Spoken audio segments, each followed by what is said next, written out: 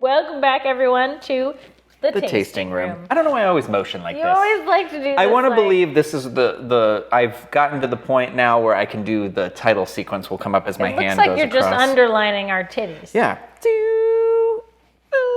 What are we tasting today, JL? Today, so this is one of my favorites, as evidenced by how much is left in the bottle, right? She drank that right before we hit record. It's always a good indicator of what do we like around here, what's mostly gone. Anyway, 1792 is distilled by Barton's 1792 in Bardstown, Kentucky, but it is part of the Sazerac Company. So the original drink, like Sazerac? the Sazerac Distilling Company. I thought it was just a drink. I didn't know it was a whole company. Whole company. Wow, jeez Louise. So Sazerac makes the 1792, the Barton's labels, very old Barton, some other brands that they have.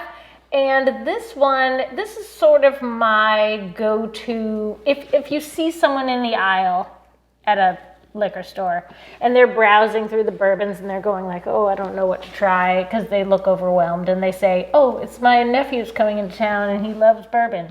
I always direct them towards this bottle because I feel like... Did you not say that exact same thing for Evan Williams? No, that's if they're trying to be cheap. While you talk about it, I wanted to show, this is how you know it's fancy. Yeah, it's got the cork. Yeah, and the little... fancy bottle. And this is $26 for this size bottle. This looks like this is like a $75 bottle, right? Exactly. So you impress them with the gifts that look fancy, taste good, and it's a good, just like, it's different than a standard. So like the Evan Williams that we love, the Bottle and Bond, it's like a great all-purpose bourbon. Yeah. This is like if you're trying to sip and be fancy, if you're going to have it neat, this is the recommendation. So 1792, is that because that's the year the Pilgrims landed, or? No. 1620 was the Pilgrims.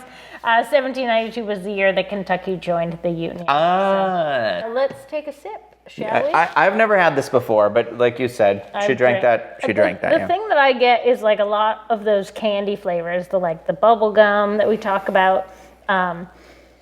You are so good at picking out spearmint bubblegum, and I'd be like, unless it's like bubblegum, like remember bubblegum ice cream, unless I am chewing on it, I will not get these flavors. I am the worst person to do a drinking food video. The minute that I told you bubblegum, you can smell it, right? Like you smelled the bubblegum. Yeah, but I don't know. Are you just in my mind, you witch? It was Jill all along.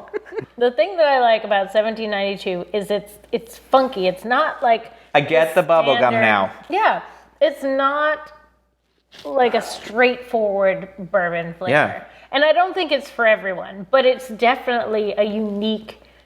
it's drinkable though. I will say, like, smooth, it doesn't have too much of a burn at all. Just like that initial like the match going out kind of a feeling to it. How do you drink this? What are you mixing it? Are you drinking it straight? I usually just drink it neat, maybe a little bit of water, but not.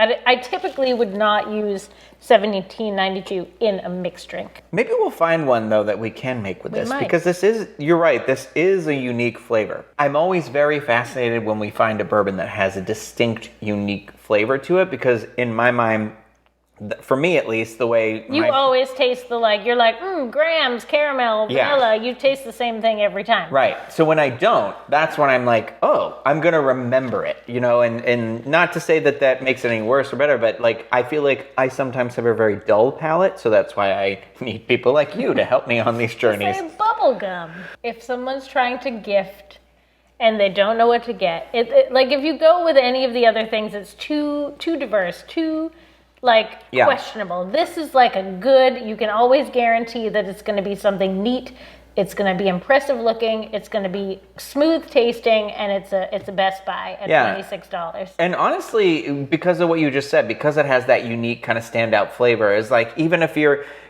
sometimes you give out like a liquor for Christmas because you're like, oh, well, this is what I just got everybody, vodka. Well, I have this vodka. I was going to say, you're going to spend that much on a bottle of vodka or anything. $26 is like a standard white elephant gifting price. What's nice is that no matter what they have on their shelf, so far of what I've had, So far of what I've tried on our journey through the bourbon study, this one sticks out more than the others, not in terms of better or worse or anything like that, but distinct It's its in own flavor. thing, yeah. Yeah, so like even if you gift this to somebody who has like 10 bourbons on the shelf and they don't have this one, it'll still be like, oh, cool. This was something different, not just like, oh, another one of these things. That is the Barton's 1792. It's simple, it's cool, it's straightforward. A unique, straightforward flavor, and like I said, the price point cannot be beat at $26 for this bottle. What size bottle is this? I'm sorry. This is a 750 ml bottle. This does not look like a 750 ml because it's short, small, but it also but looks kind of thin, flat. right? Yeah. Interesting. I thought this was for sure smaller than 750. So wow, this is the normal size. Okay, now we know our gifting bourbon. Gifting bourbon, the Bourbon Studies selection for best gift to give at the holidays, 1792. This is the small batch. 1792 has many varieties.